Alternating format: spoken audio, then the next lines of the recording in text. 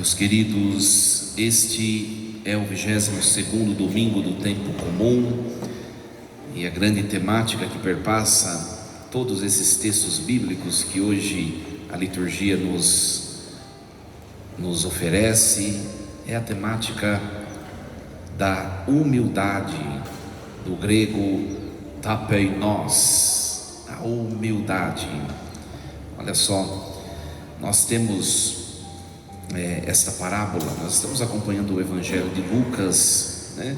E no Evangelho de Lucas, Jesus sempre está caminhando até chegar a cumprir a sua missão pela qual ele veio neste mundo, que é entregar a sua vida na cruz em Jerusalém. Então ele está caminhando e agora, num dia de sábado, ele entra na casa de um dos chefes dos fariseus, né? Ele foi convidado para tomar refeição na casa deste chefe, né, dos fariseus. Então, não era qualquer casa. Mesmo Jesus, que estava caminhando, curava, né, abraçava os pobres, abraçava aqueles que estavam enfermos, mesmo Jesus que entrou na casa simples de Maria e Marta há domingos atrás, é o mesmo que entra agora na casa de um dos chefes dos fariseus. Então, aqui um detalhe muito importante, porque Jesus ele não se limita a conviver com nenhum grupo, né, somente. Ele veio para todos. E é muito interessante que Jesus entra na casa deste chefe dos fariseus e não estava só Jesus lá. O chefe dos fariseus convidou vários fariseus que pertenciam ao seu grupo. O grupo dos fariseus era um grupo que tinha um grande conhecimento da religião judaica, né? Pessoas letradas, conhecidas. E acontece o seguinte: eles começaram a observar Jesus, né? É muito interessante. Mas é interessante também que Jesus começou a observá-los, né? Às vezes a gente pensa que as pessoas não estão nos olhando, observando, e o tempo todo tem alguém inferindo juízo sobre nós, como nós também, quase que o tempo todo, né, com as nossas vivências e experiências, estamos inferindo juízo sobre acontecimentos e sobre pessoas, né? Eles observam a humanidade do Filho de Deus e Deus também os observa, né? É bem verdade aquela frase que comumente nós falamos: olha, Deus está vendo, né? Aquela frase, e está mesmo. O Evangelho de hoje é prova disso, né? E aí Jesus conta uma parábola, porque Jesus está observando o que acontece ali na mesa.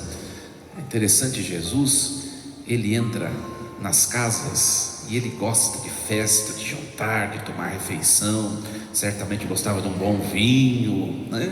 Olha só, e isso não tem problema nenhum, né? Nós vemos em Jesus isso. Aliás, o padre também, onde convida, vai. O duro é achar agenda, né?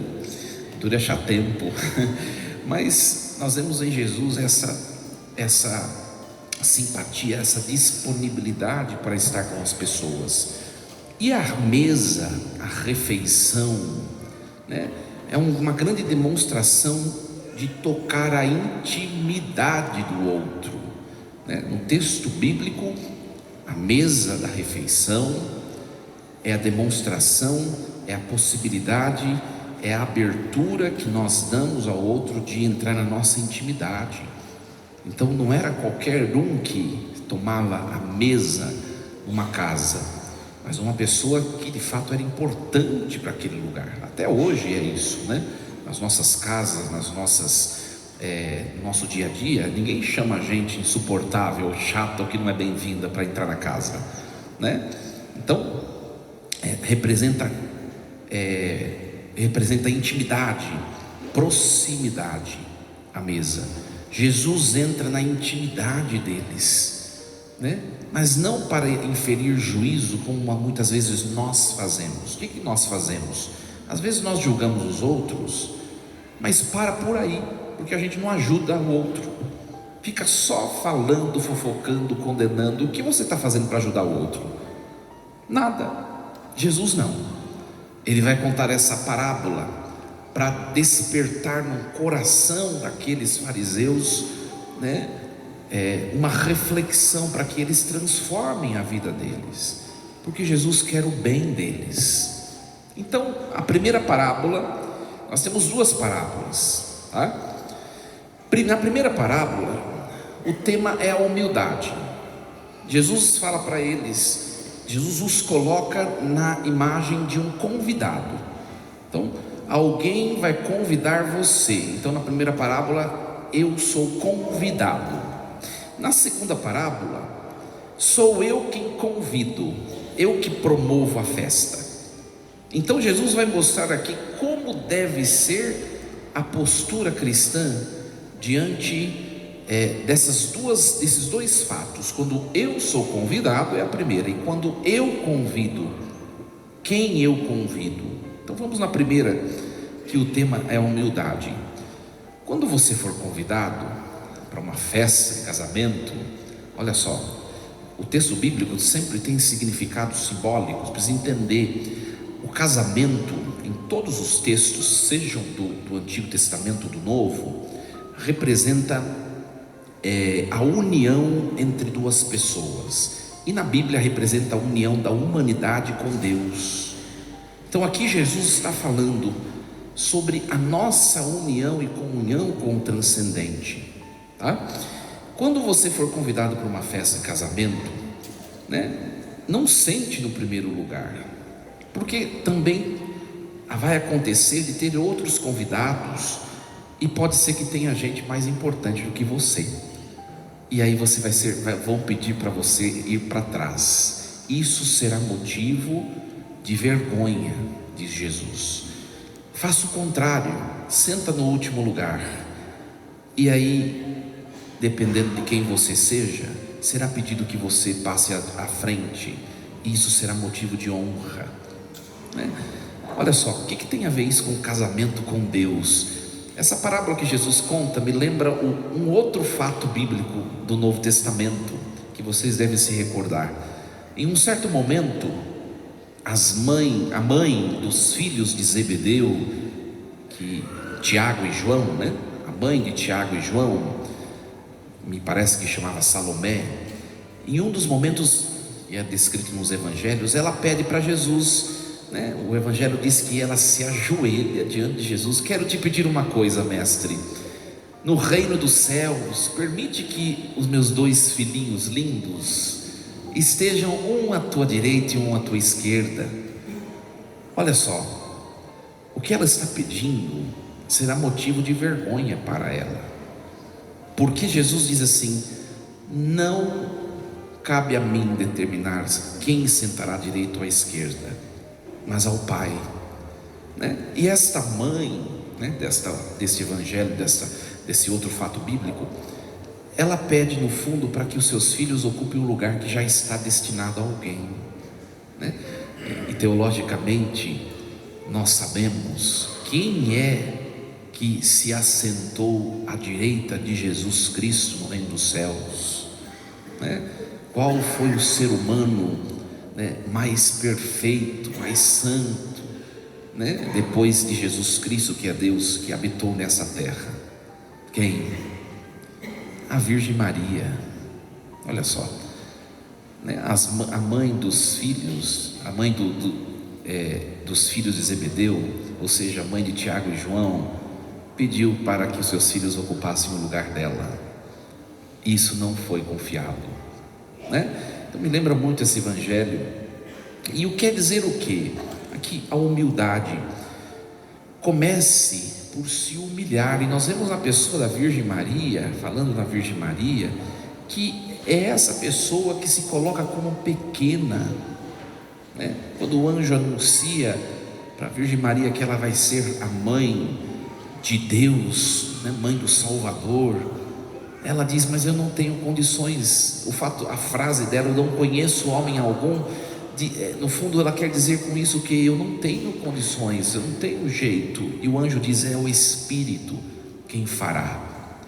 Quando Maria diz o sim, fiat, né? Faça-se em mim a tua vontade, ela reconhece a sua pequenez e se percebe despreparada ou frágil diante dessa promessa.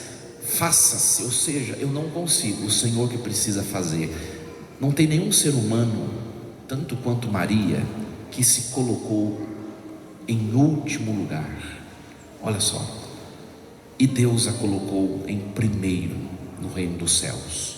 A grande demonstração dessa parábola de hoje, que Jesus nos conta, né? A humildade, ocupar o lugar que nos é devido, né? E às vezes é difícil de aceitar isso, porque nós sempre queremos estar, claro que aqui é uma metáfora, né?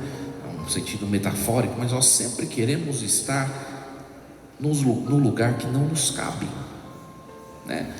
Então, perceber-se quem é você, que lugar você ocupa na vida dessa pessoa, daquela, na sua posição social, na sua posição profissional, qual o seu lugar? E ocupe aquele lugar que lhe é devido, e as honras lhe serão dadas por Deus, né? Olha só, a frase importante, todo o Evangelho tem uma frase importante, que se chama Ninshal, né? E a frase mais importante desse Evangelho de hoje é: quem se eleva será humilhado, quem se humilha será elevado. Às vezes nós distorcemos a frase do Evangelho. Jesus não está dizendo quem for humilhado será elevado, não, quem se humilha.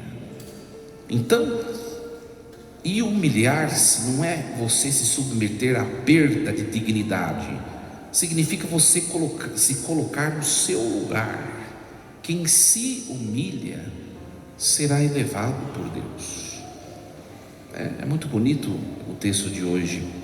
E a segunda parábola que Jesus conta, que na verdade ele olha para os fariseus que estão lá e ele fala essa segunda parte: quando vocês forem dar uma festa, agora vocês quem convidam, quem convida quem vocês querem, né? Quando vocês forem dar uma festa, não convideis, né? Não convideis os amigos, os familiares, os irmãos, os vizinhos ricos, mas os coxos, os pobres, os cegos. Parece para nós, essa parábola soa, na verdade é uma dica que Jesus dá, né? Soa um pouco fora, sem razão, né? Quem aqui faz isso? Nenhum de nós. Quando a gente vai convidar alguém, a gente convida gente legal, né? Porque às vezes durante a semana a gente já tem que conviver com gente chata, né? Agora de fim de semana, festa, um churrasco, um jantar, eu vou convidar aquelas pessoas porque eu tenho apreço. E Jesus, ele de fato ele quer impactar, ele quer causar uma certa comoção naquilo que ele está falando, mas tem um significado por detrás disso. Qual que é o significado? Por que convidar pobres, aleijados, coxos e cegos, em vez dos meus amigos, aqueles de quem eu gosto? Porque estes, né, os pobres, os aleijados, os coxos, os cegos, não podem te retribuir. Minha gente, o tempo todo nós estamos esperando dos outros a retribuição pelo que nós fazemos, pelo que nós somos para as pessoas. E Jesus está dizendo, está ensinando um caminho de felicidade aqui. Você quer ser feliz? Viva a sua vida, promova as suas festas, faça suas coisas, de modo que você não espere nada de ninguém, porque ninguém vai ter ou vai te retribuir aquilo que você espera. Ninguém tem tudo o que precisamos. Ontem eu falei do casamento, né? Deve ter bastante gente casada aqui, né? Olha, quem casa para poder achar a tampa da panela, como diz por aí, daqui 3 meses vai se frustrar e vai se divorciar. É só morar uma semana, um mês, né? Aliás, diz o ditado, né? Tem que comprar um pacote de sal, e a hora que acabar o pacote de sal, você vai ver que não existe tampa que tampa por completo a sua panela. Não existe. E por que os relacionamentos se frustram, terminam? Por causa da expectativa demasiada do outro. É isso que Jesus está falando. Convidem pessoas que não podem te retribuir, e você vai ser muito mais feliz, porque você não vai provocar grande expectativa no outro, né? O tempo todo nós estamos esperando algo e às vezes nos frustramos. Nós temos que ser mais gratuitos. A gente vê isso no trabalho, a gente vê isso em casa, a gente vê isso na igreja, né? A esposa às vezes passa um pacote de pó na cara. Eu já estou tão bonita, vamos ver se meu marido vai falar. Aí o marido: por que não está no homem isso? Aí ela fica toda, né? Parece que furou. Seja o que você de fato acha, sim, percebe que seja o ideal, não pelo outro, mas por você. Por você. Nós vemos isso na igreja, né? Ai, o padre não falou nada. Ai, será que tá legal? O padre nem falou nada, eu fiz com tanto. Mas você não está fazendo por causa do padre, mas porque você ama Deus. Se falar ou não, dê o seu melhor por você e por Deus, é suficiente. É isso que Jesus está falando na parábola de hoje, nessa segunda historinha que ele conta. E nós vemos aqui o tema da humildade, é se colocar, né, para trás, para ser elevado. A leitura primeira do livro do Eclesiástico, né? O Eclesiástico é um livro belíssimo. Pena que as Bíblias dos nossos irmãos separados não tem esse texto, mas ele vem dar dicas para o dia a dia, né? Olha só a primeira frase: filho, realiza os seus trabalhos com mansidão, e serás amado mais do que um homem generoso, né? O que tem a ver esse texto com o tema de hoje? Se eu perguntasse aqui, né, quem aqui é humilde, né? Quem aqui é manso, é sereno, né? Talvez muitos de nós levantaríamos as mãos, mas na verdade quem vai demonstrar o que somos não somos nós, são as pessoas que convivem conosco. É isso que está dizendo o texto aqui: filho, realiza os seus trabalhos com mansidão e serás amado, né? Nós precisamos nos perceber, não por nós mesmos, porque para nós somos o cara, né? Nós somos lá em cima, mas pelos outros. O quanto nós somos amados demonstra o quanto nós somos humildes. É isso que o texto de hoje está dizendo, né? Esse texto de Eclesiástico. Você é uma pessoa desejada ou indesejada? É para você refletir, para mim refletir. Porque se nós somos indesejados, num lugar, no outro, o problema já não está nos lugares ou nas pessoas. Está em quem? Em nós. É para nós refletirmos. Às vezes a gente se depara com algumas situações assim, né? Você está numa rodinha lá, né? Está numa rodinha, e daí vem chegando uma pessoa. Aí todo mundo da rodinha diz: ixi, o problema está na turma que está na rodinha ou está em quem está chegando? É para refletir. O livro está dizendo: serás amado de acordo com o modo com que você trabalha, ou seja, com mansidão, com generosidade, né? E olha, minha gente, tem gente que é indesejável, e não num lugar só, em tantos. E para essa pessoa, os outros que são problemáticos. A pessoa não consegue perceber que o problema está nela, né? E aí o texto de Eclesiástico continua. Olha só: para o mal do orgulhoso não existe remédio, pois uma planta de pecado está enraizada nele. para a gente refletir essa questão da humildade. Qual que é o pecado? A humildade é uma virtude. Qual é o pecado contrário, né? A humildade, a soberba. Se nós analisarmos, olha só, pegarmos o texto do Evangelho de Lucas, no capítulo 1, né? Lá está o relato, quando Maria vai visitar Isabel. Quando Maria chega, Isabel fica cheia de Deus. João começa a dançar no ventre de Isabel, a vibrar essa presença, a mulher desejada por excelência. Por quê? Porque é cheia de Deus e é simples, né? Mas não para por aí. Quando Maria, diante dessa festa do Espírito Santo, desse encontro com Isabel, Maria proclama o Magnífica, não é? A minha alma engrandece o Senhor. E aí, em uma das frases do Magnífica, Maria vai dizer assim: o Senhor olhou para a minha humildade, e é por isso que todas as gerações me proclamarão bem-aventurada. Se a gente pensar um pouquinho, Maria foi concebida sem pecado original. Ou seja, você já conviveu com alguém sem defeito? Não, nem eu. José conviveu. Como será que era, né? E olha, um ser humano que não tinha pecado.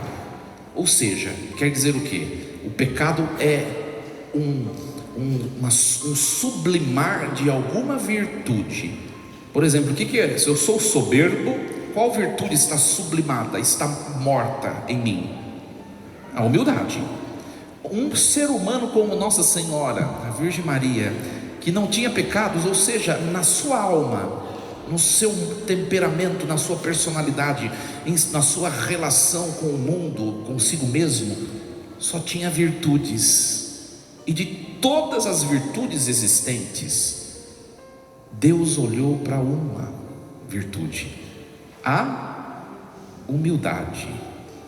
Então, a humildade fez dessa mulher tão pequena, simples e insignificante o maior ser humano diante do reino de Deus. E o contrário também aconteceu. Por isso que o texto do Eclesiástico fala isso: para o mal do orgulhoso não existe remédio. Pega qual é a criatura maior em atributo que foi criada por Deus. Quem? Lúcifer, o maior em atributo, em perfeição, mais do que o ser humano. Por não ter humildade nenhuma, né, na sua constituição como pessoa, ele foi colocado como último.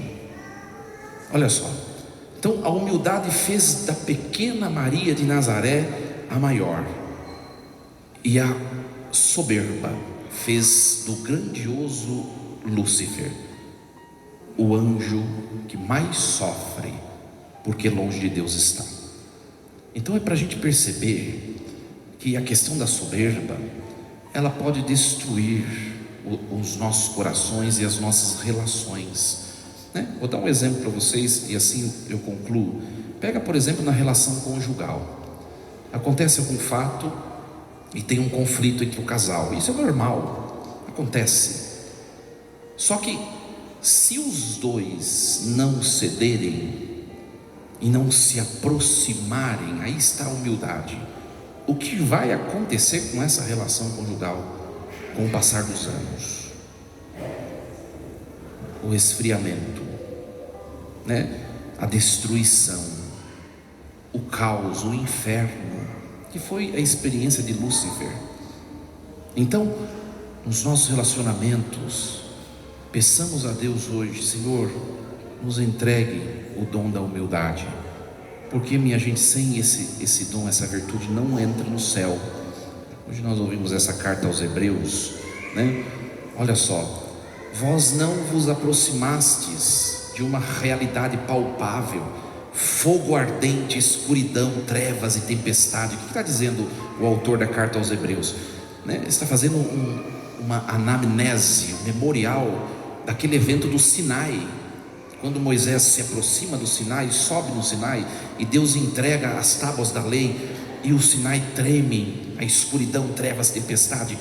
Nós não podemos nos aproximar de coisas visíveis, mas vós vos aproximastes do monte Sião, a cidade do Deus vivo, a Jerusalém celeste, onde estão os anjos, os santos, onde estão os humildes e os perfeitos. Olha só, então o lugar da habitação de Deus é um lugar de simplicidade, de paz, de humildade.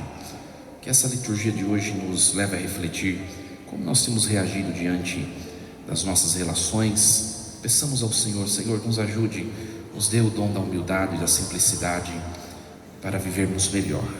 Força e coragem, assim seja. Amém.